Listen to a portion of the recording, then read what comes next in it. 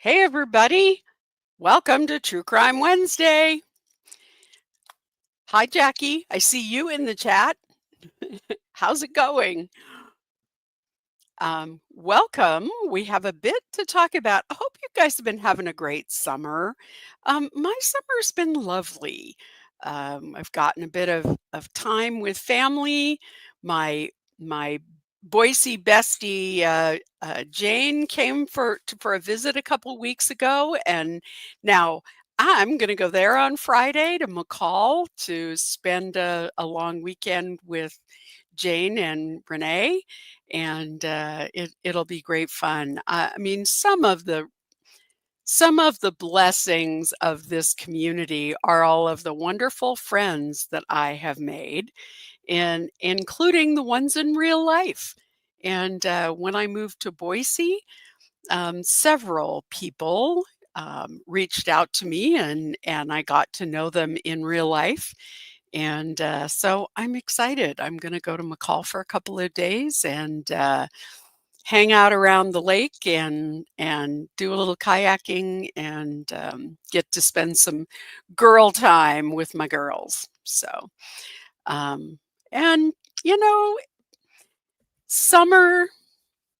Um, the best days of summer in Central Oregon are really September and October. Such a beautiful time of year. So I'm looking forward to that. And we are going to be back on our regular schedule after the 1st of September. So after I get back from CrimeCon, I leave for CrimeCon on the 4th of September, and I'll be back, I think it's the 9th. Um, CrimeCon this year is in Denver. I'll be trying to post some shorts and some interesting things about what's going on at CrimeCon. So I'll be taking you there, even though you might not be with me in real life. So, welcome everybody. Just sort of saying hello to everybody as they're joining in the chat. We do have a few things to talk about this time. Y'all know Donna Adelson's trial is getting ready to start. You know, it's interesting. We had a couple of big trials that were scheduled for this time, including Stefan Stearns and, of course, Brian Koberger. And both of those pled out. So it's been a little bit sparse around here, trial wise. There have been a couple of um, interesting trials going on that some folks have been following. Um, and we'll see whether or not they continue to catch people's interest. But we do have Donna Adelson's trial that started, jury selection started this week. And interestingly enough, the judge has said that he believes there will be enough people, enough jurors by tomorrow afternoon, and they're expecting opening statements tomorrow afternoon. So that's exciting. Our pal Joel Waldman from Surviving the Survivor is there in person. Y'all know he lives in Miami, so he's up in Tallahassee covering the trial, along with several other folks that you all know. So we look forward to hearing from the people who were there in person. And so we will be waiting to hear on that one. There are some other developments, though. Um, you remember the story of Lindsay Shiver. She is the woman who is uh, under has been charged with conspiracy to commit murder in the Bahamas. And the story goes that she was married to her husband, who was a former football star in college, played briefly in the NFL, from a very wealthy family. And Lindsay took up with the Shiver family had a home in the Bahamas, and Lindsay Shiver took up with a, bartender at the local Grabbers, and It was interesting. My family were here to visit and we talked about it and they said, "Oh yeah, we know all about that case and about Grabber's Bar." And anyway, because I have family that live in the Bahamas.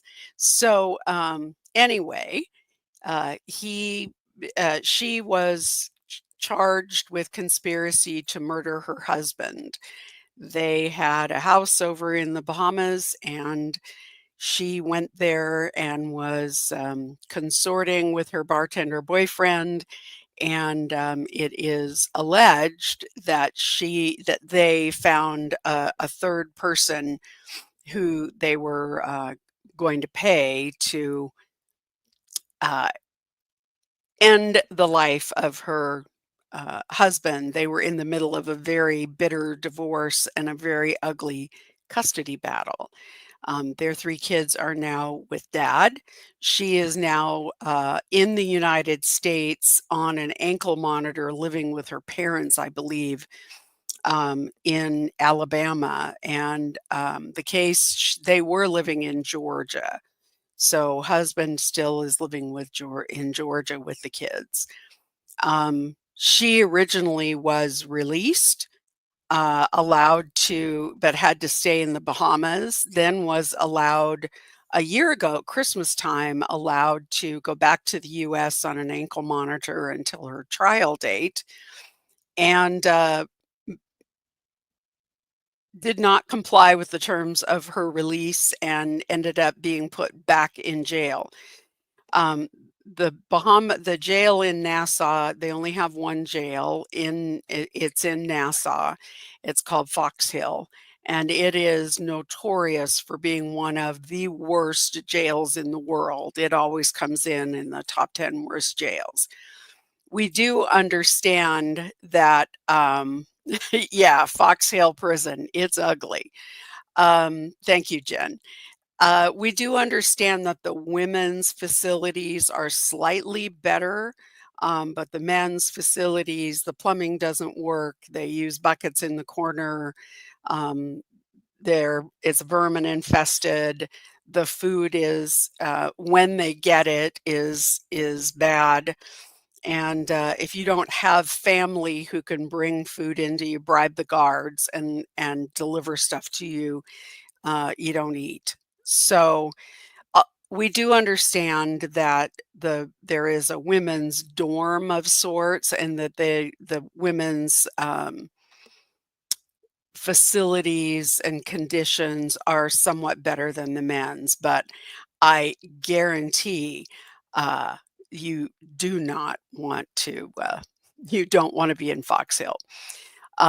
No air conditioning, uh, no even ventilation. I mean, just open air windows with no screens to keep the insects out. And yeah, it is not a good place to be.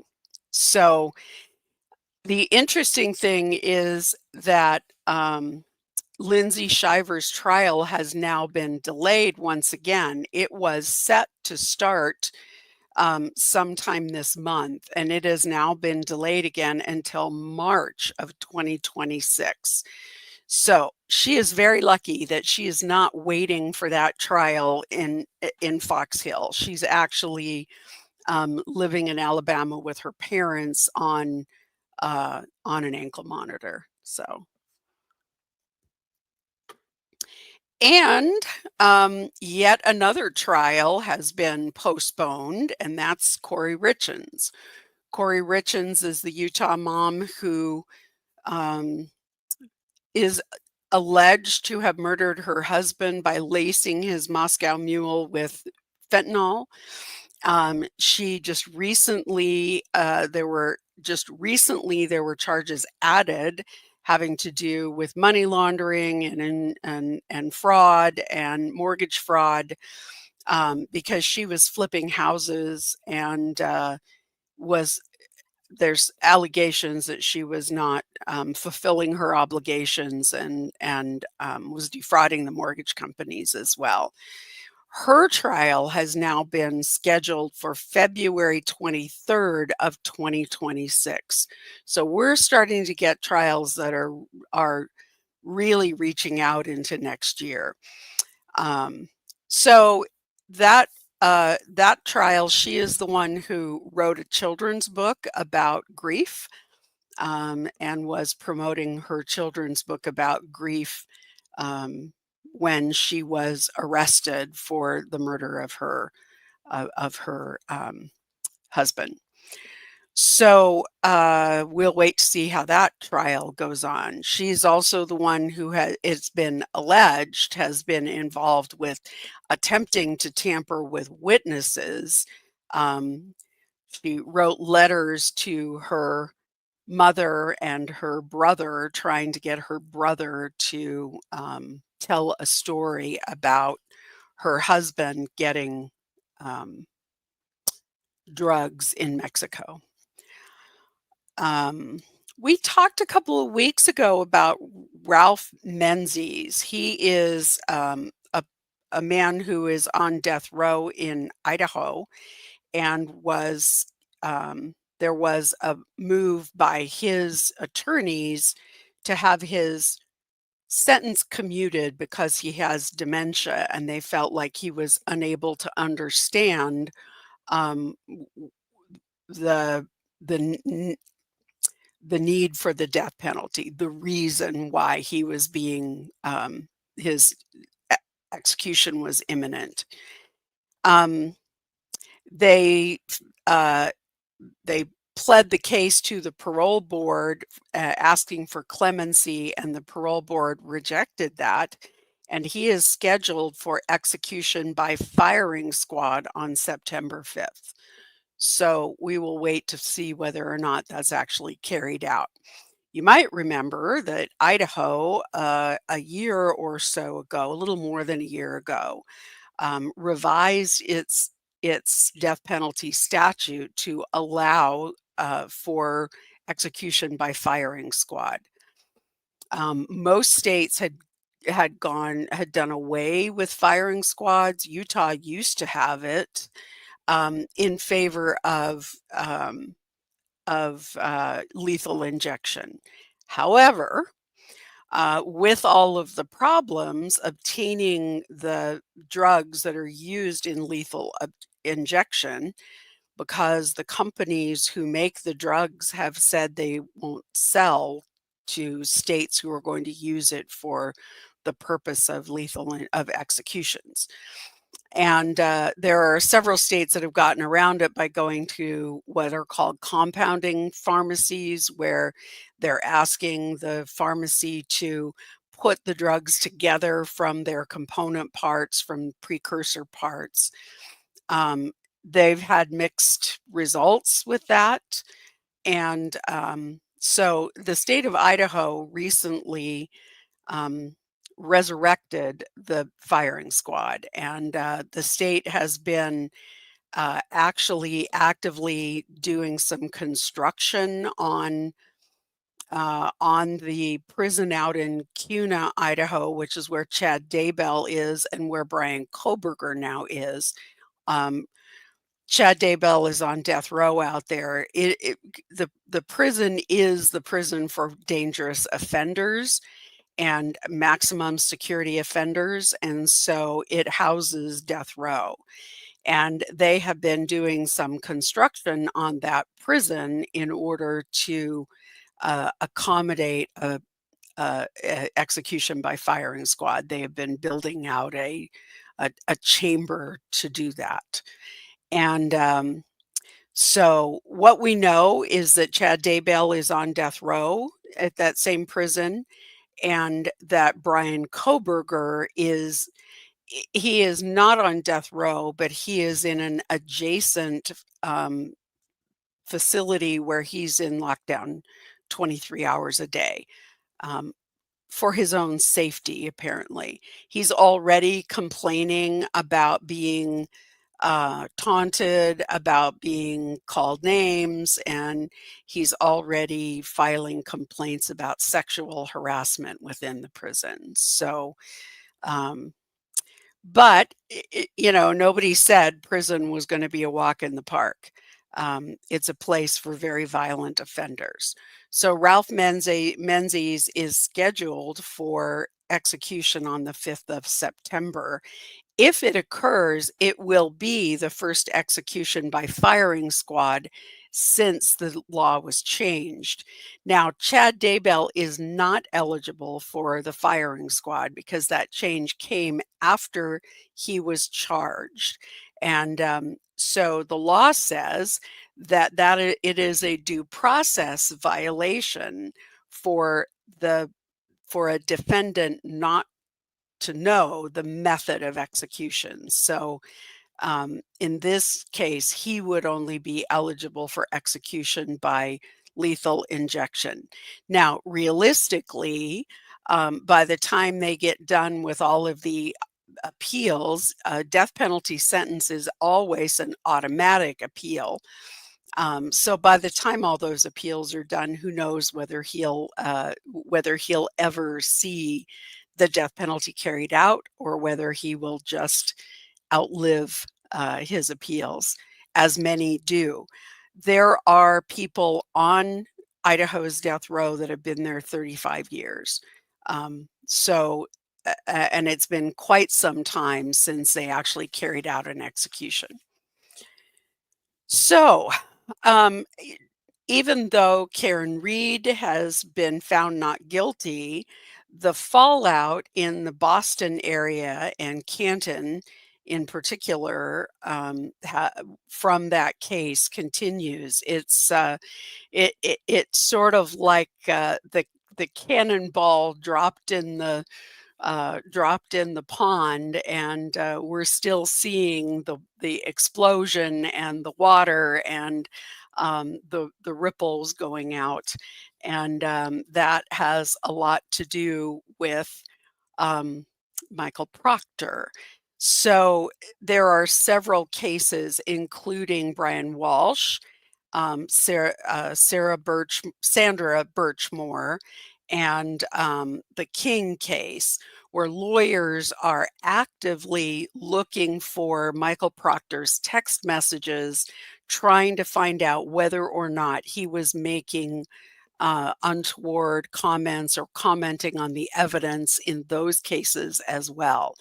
So they're still working through that. I will say that the judge in the Walsh case, the Walsh lawyers filed a motion to suppress all of his Google searches because there was a written agreement as to what could be used and what could not be used. And the police overlooked it or ignored it and downloaded his entire phone. And on the phone, they found some very incriminating Google searches in his iCloud. And the judge really, I was shocked when when I listened to the hearing and heard the evidence. I thought surely this judge is going to have to throw those things out as fruit of the poisonous tree, because there's no question that his rights were violated. And I really thought the judge wasn't going to have any choice but to throw it out. And she did some legal contortions and sort of folded herself into a pretzel legally in order to, it was a tortured opinion. In order to allow those to come in. But at this point, they are still coming in. It would not surprise me at all to hear that they've filed an interlocutory appeal on that issue. It's one of those things where an interlocutory appeal is an appeal taken on a pretrial evidentiary ruling. So for the most part, appeals can only be taken after the trial is over and a verdict is reached. However, there are some issues that you can petition the appellate court for a decision on, and particularly if they are that they will impact the defendant's um, legal rights to due process. So it wouldn't surprise me at all to hear that they are going to that they're appealing that. So, um, hello, Mary Bjornseth.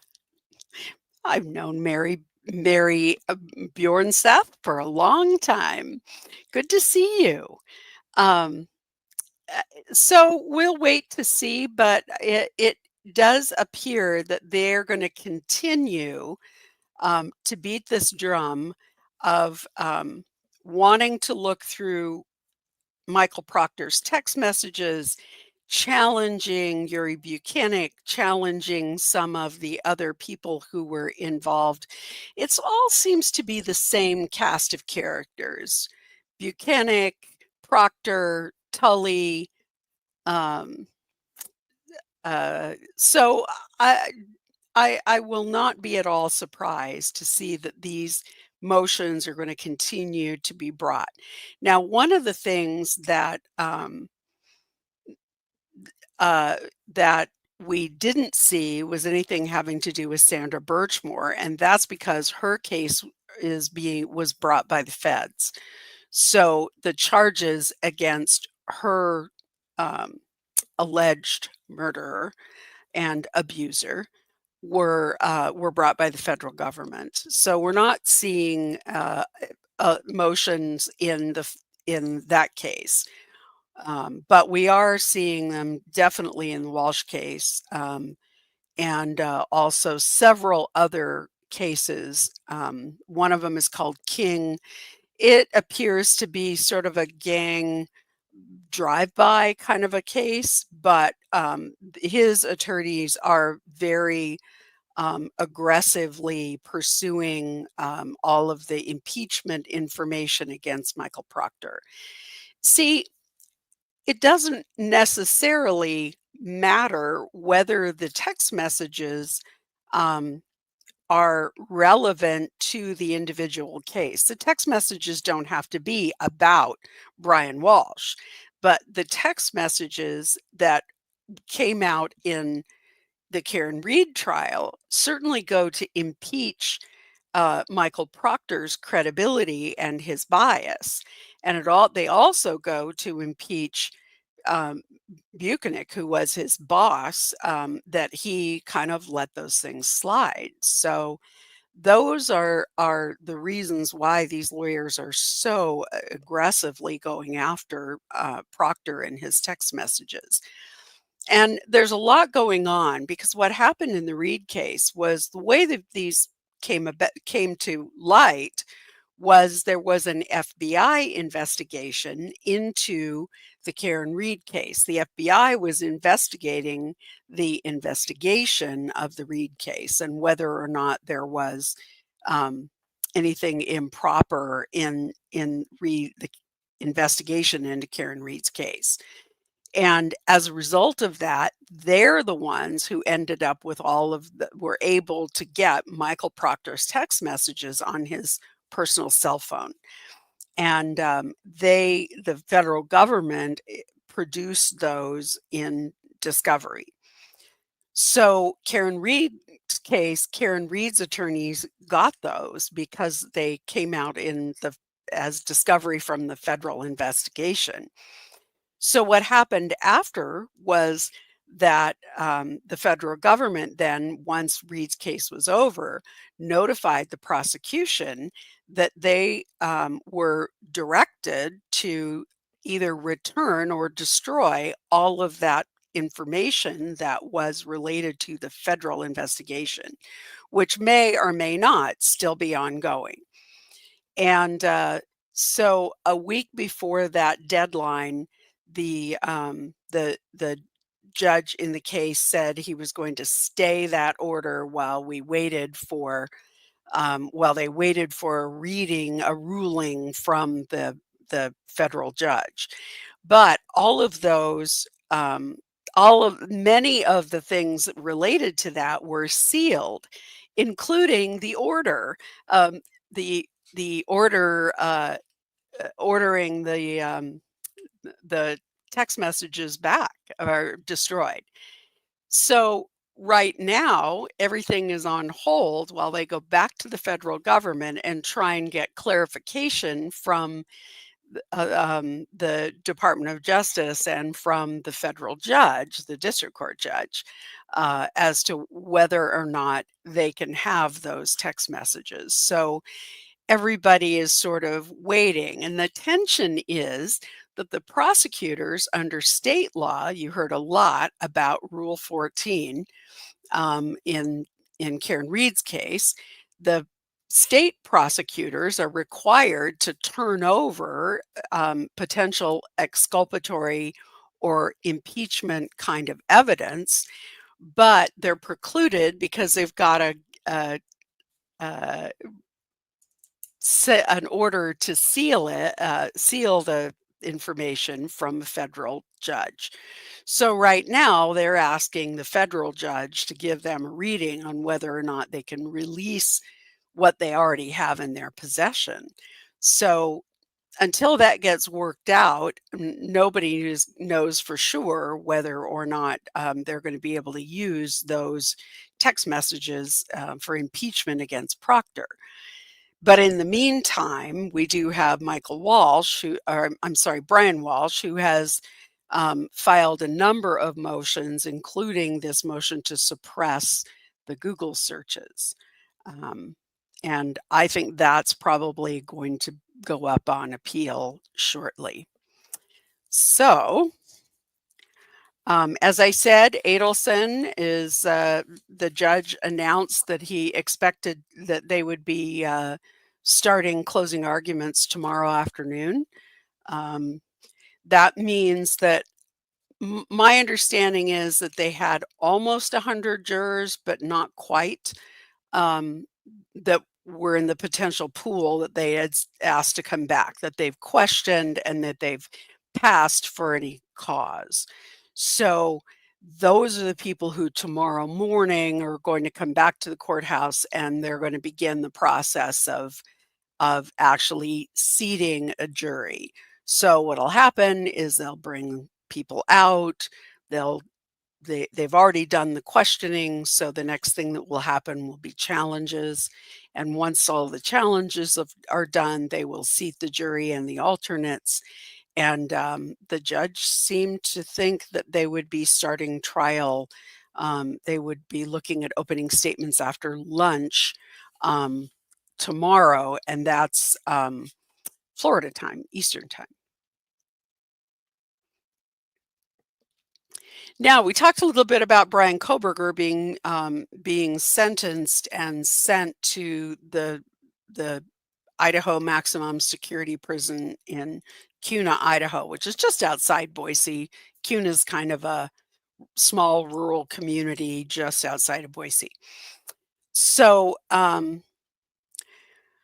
he doesn't seem to be adjusting very well. He's already complaining about about being harassed and potentially sexual harassment. Um, it's it's since his trial, um,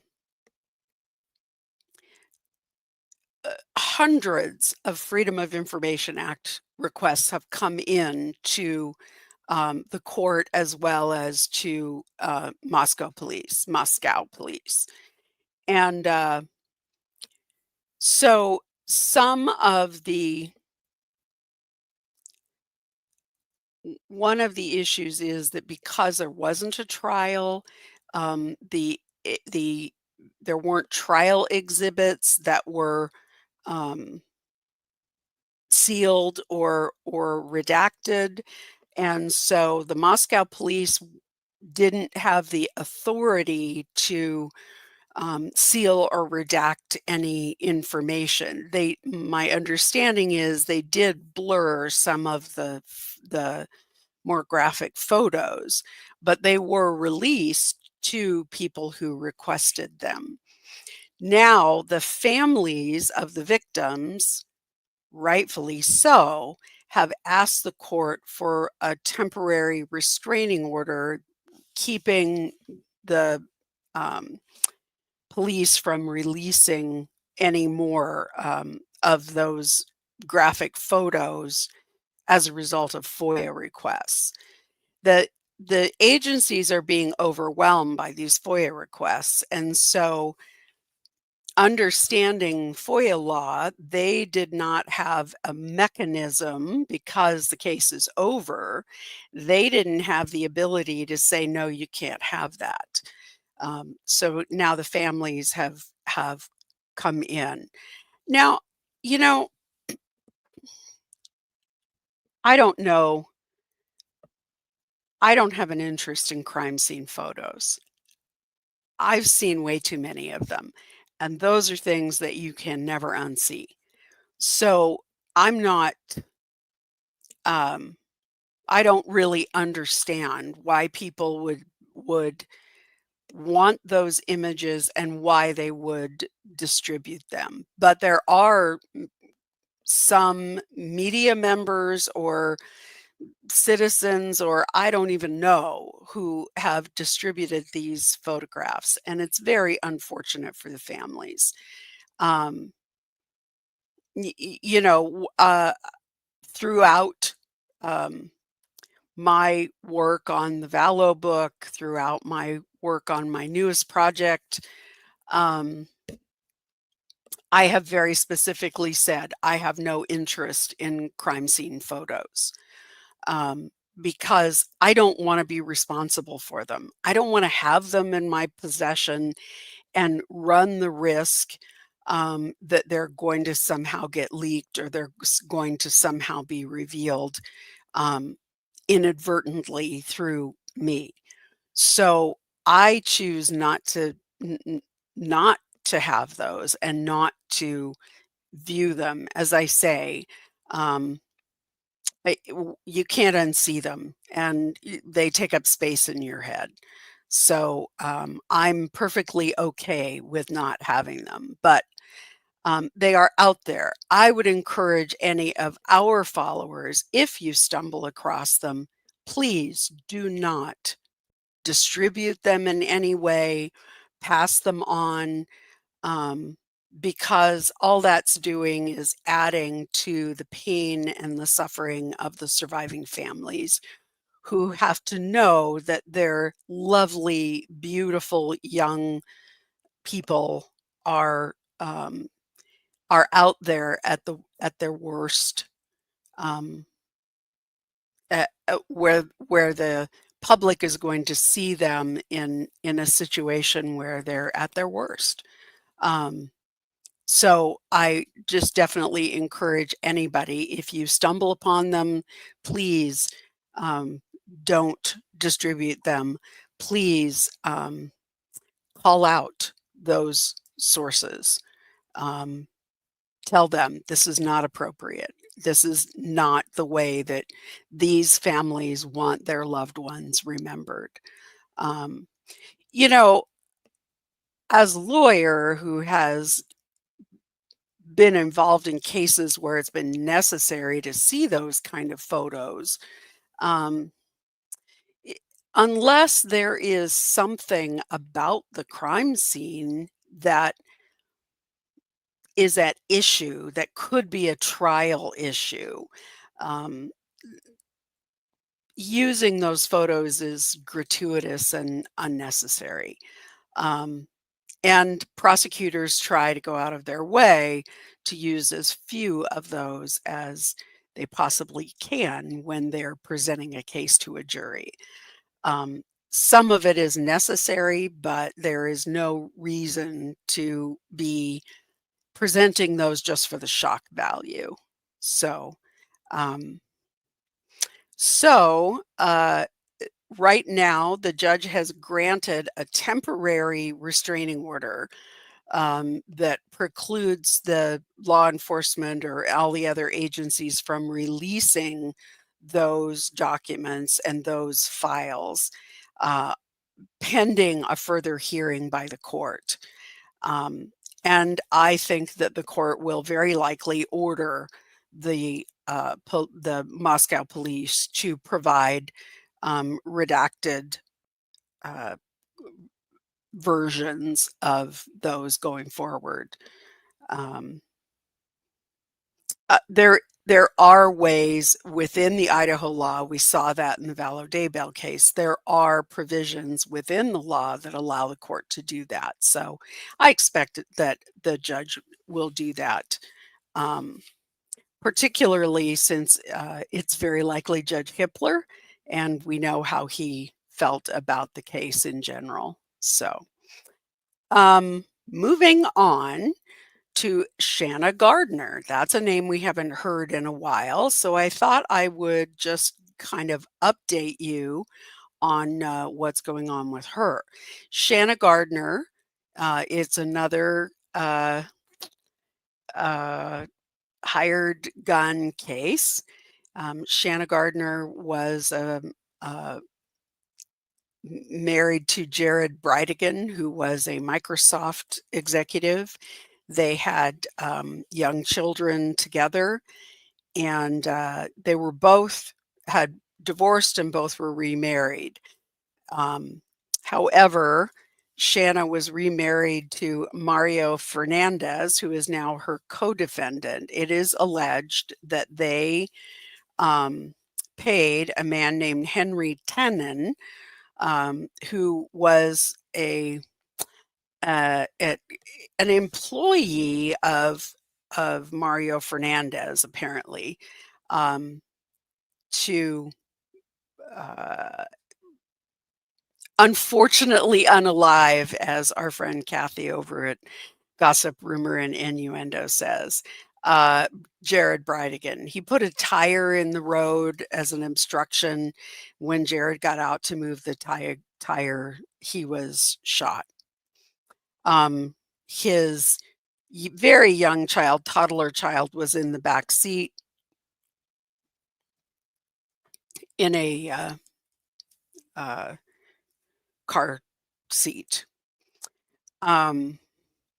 So Henry Tenon originally pled guilty, and he took a deal to roll over on Shanna Gardner and Mario Fernandez.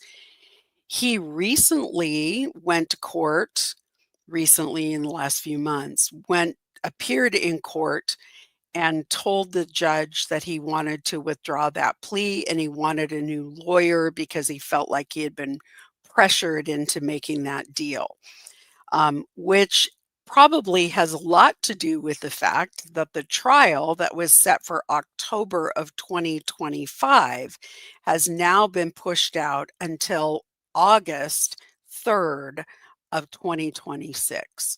So there's plenty of work that is going to have to be done on that case. And a case that I have found interesting because it has parallels to both Lori Vallow and to Donna Adelson is the Matthew Restelli case. Yet again, Utah, yet again, LDS families, it appears. And the case involved Matthew Restelli, who was murdered, Catherine Restelli, who was his estranged wife, her brother, Kevin Ellis, and her mother, Tracy Grist. So Catherine and Matthew were separated. He was living in a different state. I don't remember offhand. She went home to Mama and was in Utah, and she arranged for him to come to her mother's house. She told him that she wanted to talk to him and then wanted to talk about reconciliation. She had their children with her, and he drove some distance to get there in time when they had placed an air tag in his truck so they would know what his location was. And when he arrived, Catherine was not there, but his brother-in-law, Catherine's brother, Kevin Ellis, was there.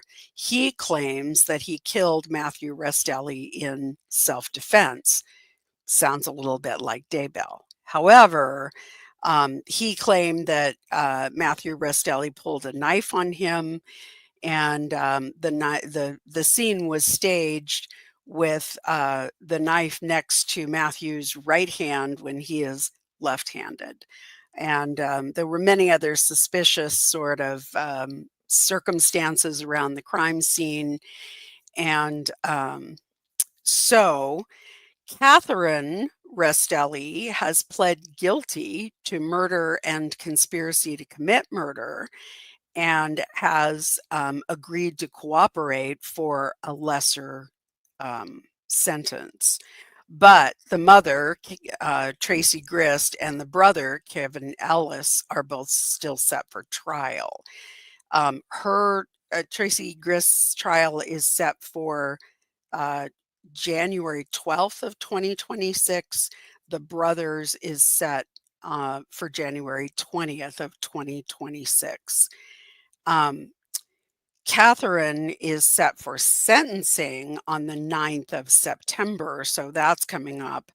And it would be very surprising to me if those cases go to trial with Catherine rolling over on the mom and the grandmother. We're still waiting for, speaking of bad grannies, Tiffany Adams is still, and her co-defendants are still in the system. A couple of them have rolled over on, I was looking for last week's notes, or have rolled over on the other co-defendants, but there are still a couple that are headed for trial, including Tiffany Adams and her boyfriend. So at least 2 of the co-defendants have already taken plea deals and agreed to testify. They testified at a preliminary hearing.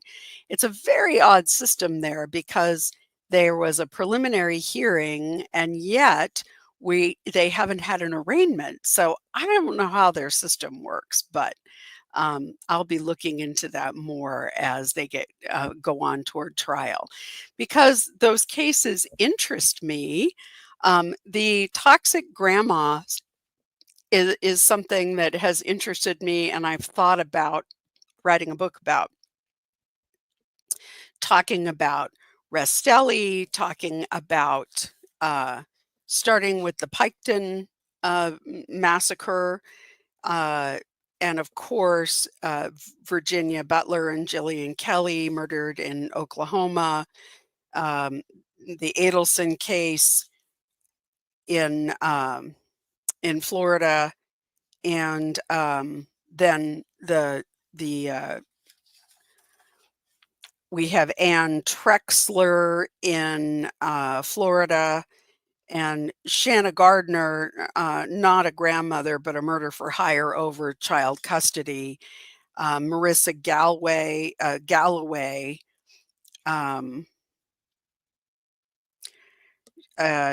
the defendant is Kathleen Lee. She murdered her ex-daughter-in-law. She was a retired parole officer, it looks like, in Cook County. So there are several of those that sort of interest me, and I've been following along with the idea that I might do something on toxic grandmothers. But my new project, my book proposal has gone to my agent, and once we have something in place, I'll be letting you all know about it. You'll all be the first to know. But there were some complications with the Vallow Daybell case. Another creator leaked my manuscript sent it out to followers hoping that she could undermine my work. So I'm being a lot more cautious about announcing things before I have things buttoned down. Um, those of you who know. So I am looking forward to going to CrimeCon. I'm looking forward to seeing all of the usual suspects at CrimeCon. So that kind of wraps up the cases that I had to chat about, but I am happy to take questions and let's visit about what you'd like to talk about. Um, so, uh, I'm looking forward to seeing Gigi and, of course, Joel and his family at CrimeCon. Looking forward to seeing um, Bob Mata and Allie. Looking forward to seeing lots of other folks who I hope will be there. Emily D. Baker was there last year, as was Ian Runkle. Hoping I'll see them there again this year in Denver. They were there last year in Nashville. So looking forward to seeing some folks and doing a little networking, connecting up with a few people because I love um, the true crime community. Oh, so Jane says she would happily read a book about toxic grandmas. So, hey, I don't recall. Why are some judges willing to so obviously twist the law to obtain the outcome they want? It's shameful and disingenuous. I don't disagree. Um, I think that we have seen this, with the exception of Judge Gull in the Delphi case. I think we have seen this most acutely in Canton, Boston area. And I don't really know, other than the fact that Massachusetts, I think that it is a bigger problem in states where judges are appointed and are not elected. In most states, judges are elected and have to stand for reelection. And so you do see judges who feel like they have a bit more accountability to the electorate. And you do see judges who seem to um, toe the line a little bit better. In states where judges are appointed and then there's no reelection, I don't think you get the same level of accountability to the electorate. South Carolina, the judges are appointed by a legislative committee made up of all the other lawyers in town because most of them are lawyer lawmakers. And so it's sort of, in South Carolina, a bit of a revolving door and a bit of a quid pro quo system. I think that is very much the case in Massachusetts as well, that these are political appointees. They are not beholden to anyone once they're appointed. And so there is a lack of accountability, and a definite lack of accountability. Um, and it leads to them not be feeling bulletproof and maybe bowing to pressure from, I won't say organizations, but political pressure um, from political leaders, whether it's council members or state legislature. So um, it is um, it's hard to say to pinpoint. It's hard to pinpoint a specific judge and say these were the factors that impacted her decision and her willingness to sort of twist herself up into a legal pretzel to get the result that the state wanted. But it is hard to pinpoint the exact reason, but I think it happens much more in cases where in states where judges don't have the level of accountability. Now, in a lot of states, my home state, Oregon, what happens is most of the time a judge retires midterm. The governor appoints a replacement, and then that person usually runs as the incumbent in the next election. So that happens. But nonetheless, if a judge has become blatantly biased in favor of one side or another, there is always the possibility that when the next election comes around, someone is going to stand um, and run for reelection against them. That is the case with Judge Gull. She is up for reelection in 2026. And I think there are a lot of people who are hoping that she will have some opposition. Because what often happens is that um, judges who the legal community are satisfied with run unopposed because nobody runs against them, and oftentimes that's what happens. But in a case where the community believes that a judge has been unfair or has been biased, you may very well see the local community um, putting up opposition and running somebody against them. And I could see that happening in Delphi. I think there are a lot of people within the Delphi legal community who are hoping that someone will unseat Judge Gull. But at least that's a possibility in Illinois or in Indiana, um, because they elect their judges. There is no possibility for that in Massachusetts with Judge Canoni because she is appointed, and the only way she can be removed would be if there were some actual malfeasance that could be proven against her.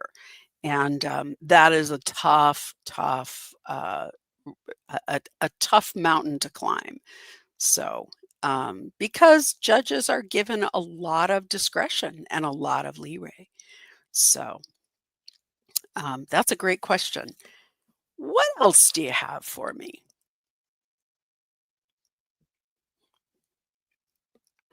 Yeah. Hi, Eat the Food, Tina. Hi, Lori. If you could change one aspect of criminal law in the US, what would it be? Bob Motta question. Wow. That's a really good question. Um, I think I would change the the access that the average person has to justice. We talk a lot about the fact that people have a right to an attorney, but do the attorneys get appointed e- early enough in the process? Are the attorneys compensated to the point where they can afford to put the sort of time and attention into a case that, say, the Karen Reed attorneys did? They were all retained attorneys, and you get retained on a big case like that. You have to be able to focus on that, and you can only do that if there is there's money. If there's money out there to support you continuing to put in the hours on the case. And that's not really the case with public defenders. Public defenders are uh, they have crippling caseloads and they're expected to turn cases over quickly, and that doesn't lend itself to people having the level of expertise and the level of focus on a case that you get in a retained case like Karen Reed. She had a remarkable team, but she had a remarkable team because she could afford to hire the best. Um, so I think if I could change one aspect, it would be to provide defendants with attorneys earlier in the process, because often they don't get attorneys until they are far into the process. And I would make sure that the defense attorneys have caseloads that allow them the time that they need to truly put on a defense. Um, so that's a good question. Good question, Bob Mata.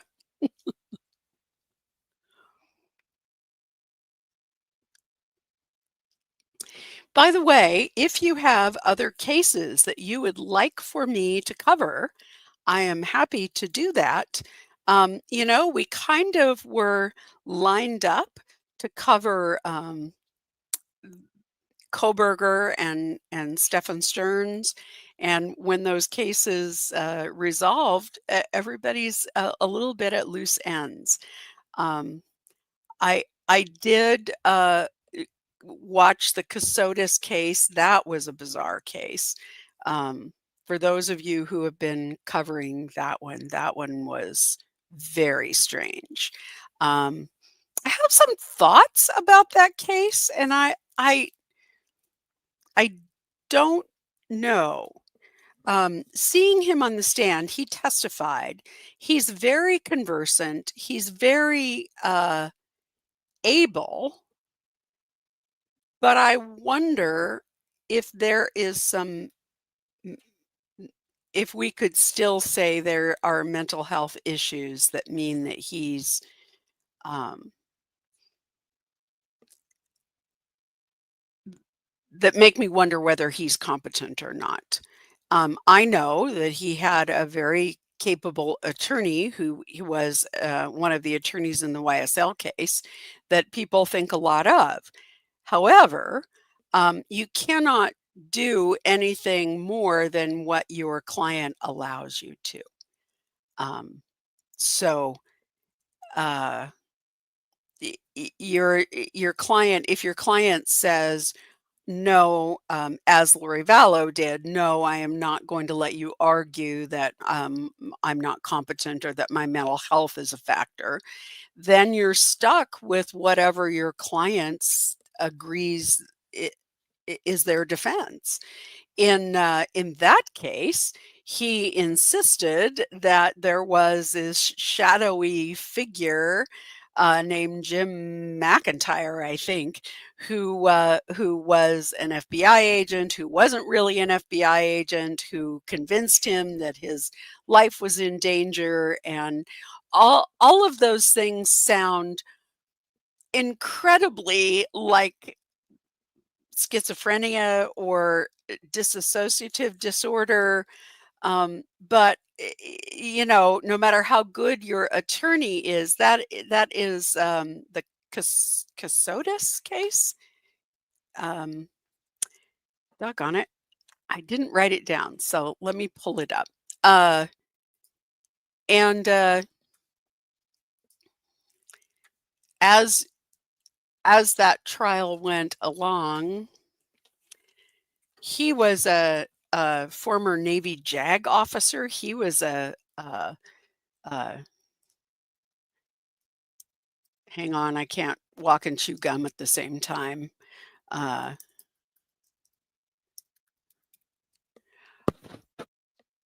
uh,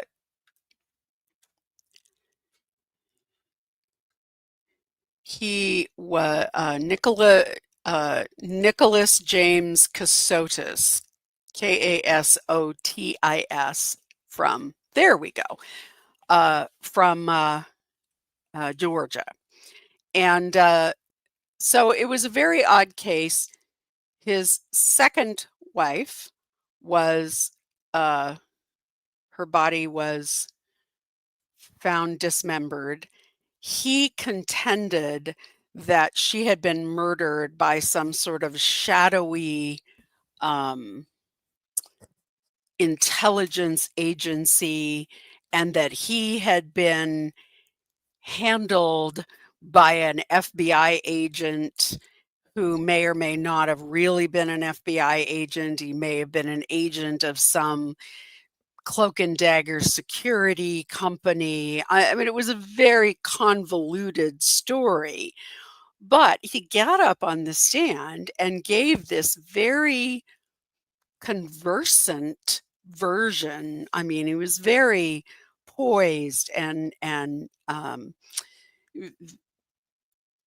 very his mannerisms were very convincing. The story wasn't very convincing, but his mannerisms were very convincing. You're like, "Oh, uh-huh. Oh, maybe." But, clearly, the jury didn't believe it because they quickly, within an hour and 15 minutes, convicted him. But it was a very strange case. It was just one of those things where um, it makes you wonder about this guy's mental health. He very clearly has some sort of a break with reality. Um, I don't know what that is because I don't think that he would allow his lawyer to raise it as a defense. And I think that it was very strange. It was a very, very strange case. Very strange story. In his story, he and his wife were having to move around all the time because their lives were in danger because of some security work that he was doing. It was all very, very cloak and dagger, very Manchurian candidate sort of stuff. For those of you that are old enough to remember that movie. And it didn't make a lot of sense. So in the end, the jury convicted him in an hour and 15 minutes, and he was sentenced to life without the possibility of parole. And I have thoughts about it. I think that his lawyer probably could have made a decent case for him not being fully competent, not being completely in touch with reality. However, it doesn't appear to me that his lawyer was able to make that case. So um, fascinating. Uh, if you've watched, if you haven't watched the whole trial, um, take a look at his testimony because his testimony is is mind-boggling in how confident he is of this totally inexplicable story.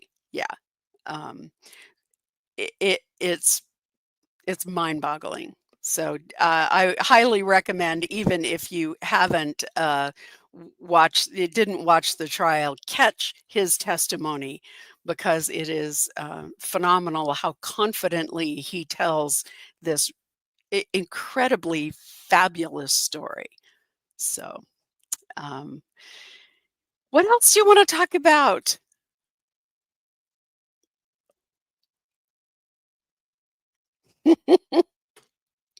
Hi, Jane. Maybe a book on toxic judges. Well, that would be an interesting story.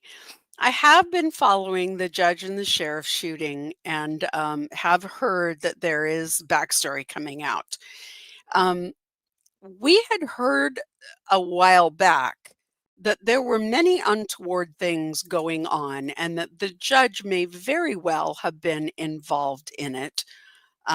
We had heard that um, there was an undersheriff who was involved in trading favors to female um, jail incarcerees uh, in return for release. So I was trying to say that in a way that YouTube would like, but essentially the deputy was um, allowing women to be released on ankle bracelets, even when they couldn't afford the fees that go along with community monitoring like that. in return for sexual favors. There were allegations that the judge was also involved in that and that they were using the judge's chambers as a place to conduct these transactions with these women. And that the sheriff had found out, knew that that was going on. He was not, as far as anyone knows, a participant, but he did know that it was going on in his jail that he was responsible for. So we've known for a while that that undersecretary um, was charged with those crimes, and that there was a woman who said that that undersheriff had deputy had shown her videos that included not only the deputy but also the judge um, having sex with those women. So we knew that that was happening. We knew that information was out there. And it would make some sense, maybe, if the sheriff was upset because the judge was involved in that activity, and it was under the sheriff's. It was under the umbrella of his responsibilities as running the jail. So, yeah, I'll keep following that one. It's a sad case. It's a small town. They all appeared to be friends. Something triggered the sheriff to go after the judge. And what we know so far is that there are allegations that the judge and one of the deputies were both involved in this scheme where they were trading women who were in custody um, release on electronic monitoring for having sex with them in the judge's chambers. So we will wait to see how that one continues to develop.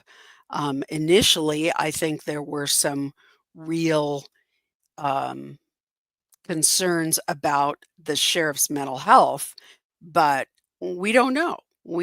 I mean, there have been suggestions that the judge called the sheriff's daughter on his personal cell phone, and some question about why the daughter's number was in the judge's phone, but then there was other conversations about no, that that the sheriff was calling the daughter from his phone. I mean, there's a lot of information out there that is unverified. So I don't like to go too far into speculation, but I definitely think we're going to see more come about on that case. So so we'll be following that one. Do let me know if there are cases that you want us to take a look at as the fall comes up. Summer tends to be an odd time for cases. A lot of times cases get chopped up, people have vacations, things get moved. So we're kind of in a little bit of a lull right now, but I'm sure that is going to pick up with the Adelson case, which starts as early as tomorrow. So, but let me know if there are other cases that you would like me to cover.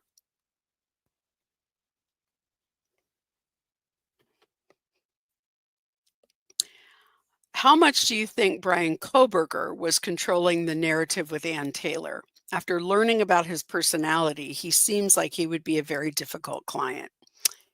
Yeah, I'm sure he was a difficult client. Now, I will say that the role of a defense attorney, even a woman defense attorney, is very different from other women that might be in the defendant's life. My experience has always been pretty much across the board, I would say, with a couple of exceptions, that um, defendants were respectful and believed that I had their best interests at heart and believed that I was going to do my best to to protect their rights and to do a good job for them. I didn't run up against, but I didn't run up against a lot of defendants who discounted me because I was a woman. But I will say that young men like Brian Koberger, they're going to view a woman of my age or Van Taylor's age more as a mother figure. They're not going to have the same attitude toward Ann Taylor, say, or me when I was practicing, that they might have for a younger attorney or a younger district attorney, a younger female attorney. So I think in Koberger's case, he probably wasn't controlling the narrative as much with Ann Taylor because I think he could see her as more of a maternal figure. But I also think that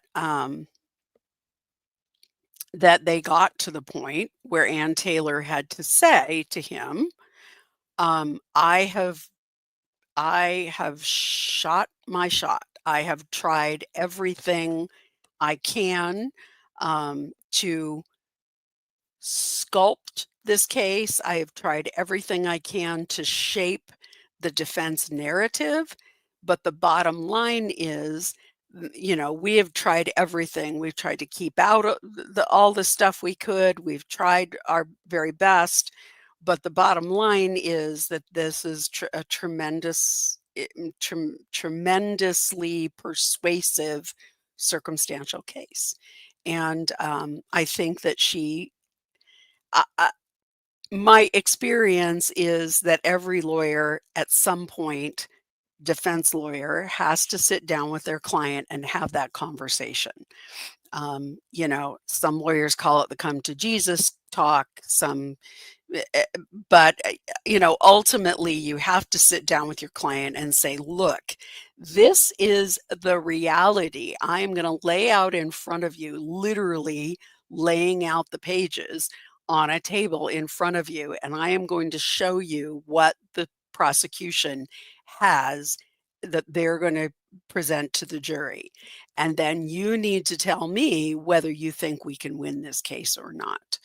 And oftentimes that is enough for the client to say, oh, I don't like the odds. And remember, Brian Koberger was facing the death penalty. And it never ceases to amaze me the number of people in Brian Koberger's shoes who are absolutely terrified of their own deaths. They're afraid of dying.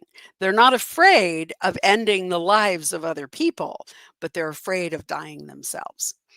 And I think that may very well have been what was at the heart of Brian Koberger. Like I say, there's a lot of talk about and a lot of things that have come out since he was sentenced about his attitude toward women, that he was dismissive of his female contemporaries in his PhD program, that he sort of mansplained. And I don't doubt that there was some of that going on with Ann Taylor, but I do think that Ann Taylor is a very practiced and experienced lawyer, and this wouldn't be her first rodeo. It certainly was not her first time having to deal with a client who may have been a little difficult. Still, I think that Koberger is one of those men who I think would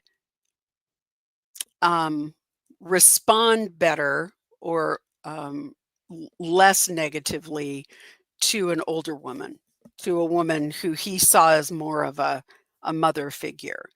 I think that certainly anyone who would be young enough to be his contemporary or young enough to be someone who would be within his dating age, he would certainly um, put them in that category of um, putting them down, treating them as less than. So, good questions tonight, guys. Let's see what else you got for me.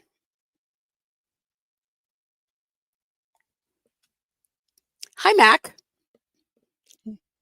This is a really good question, and I I think this is going to be a quite a little tightrope for everybody to walk. So let's just talk a little bit about Wendy Adelson was subpoenaed by the prosecutor. And as has happened in all the other cases where Wendy has been called to testify, she is being forced to testify against her will because she is given use immunity or situational immunity. Essentially, what that means is that anything that she says during the trial that the prosecution elicits at trial, she's immunized. She cannot be, it cannot be used against her. And that is what's going on, is that she can say, I don't want to testify. I might incriminate myself. And the prosecution says, well, we're going to give you immunity and now you must testify. It's not optional. So that's what's happened with Wendy in all of the trials that she's testified in. So the prosecution issued a subpoena. Well, Donna's team, the defense, also issued Wendy a subpoena. Now, that has also happened in other cases. I believe it also happened in Charlie's case. And Wendy's attorney then filed a motion to quash the defense subpoena because the defense has no power to give Wendy immunity. They do not have any power to immunize her testimony. So what the judge said was, he's quashed the defense subpoena, and he said, you are correct that the defense is going to be limited to what the prosecution brings out on direct. And that is going to be a tricky little tightrope, because there are going to be things that Wendy has said before. She has testified before about her going to the scene the day of the Dan Markel's death. She's testified about those things. And those are that's information that cannot be used against her to prosecute her. So it's it is going to require it did require in the last trials and will continue to require a little bit of tightrope walking on the part of Georgia Kappelman and the prosecution. Um, I understand the defense's frustration that there could be things that Wendy says during her direct examination that when she is cross-examined, she can decline to answer and can plead the fifth. So um, everybody has to be really cautious with that because judges do not like having witnesses plead the fifth in front of a jury. It is frowned upon. And in some states may be the basis for a mistrial. So we don't want that. We want this trial to be clean and result in a clean prosecution. So Wendy cannot plead the fifth to the prosecution's questions for which she has immunity. So the prosecution is going to ask direct questions, and she cannot plead the fifth in answer to those questions because she has immunity. However, if the defense then cross-examines her and raises issues that could be incriminating, she may very well be able to plead the fifth. And I think you're going to see a lot of sidebars during Wendy's testimony because of this. And I think that this is a different case than Charlie's was. Because I think Wendy had much more communication with Donna, both before and after Charlie's case. And I think that information is going to come in as well. Wendy certainly has been doing everything she can to distance herself for the last 10 years from the family and from this case. So she cannot plead the fifth to any prosecution questions because she has immunity. Where it could get a little tricky is the defense asking questions that and eliciting answers that may incriminate her and for which she wouldn't have immunity. So, but I think they're both pretty cautious about it.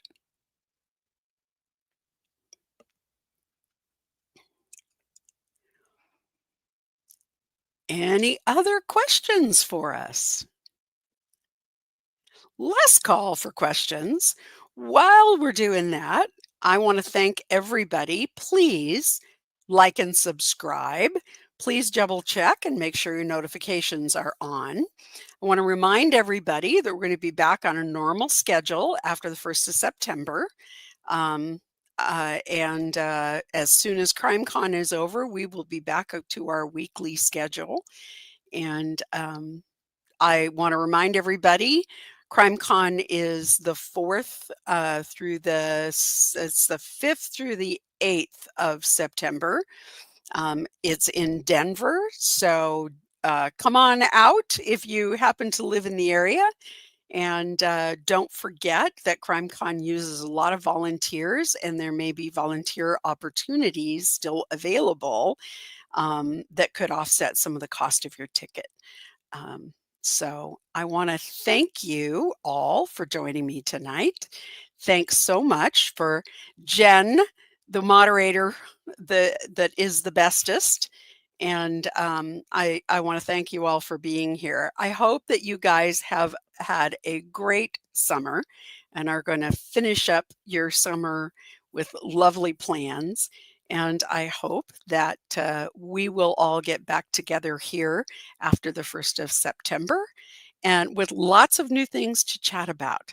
In the meantime, if you have questions, if you have comments, please drop them into the YouTube comments or drop me an email and let me know. If you have cases that you would like to suggest that I follow, please do that and let me know.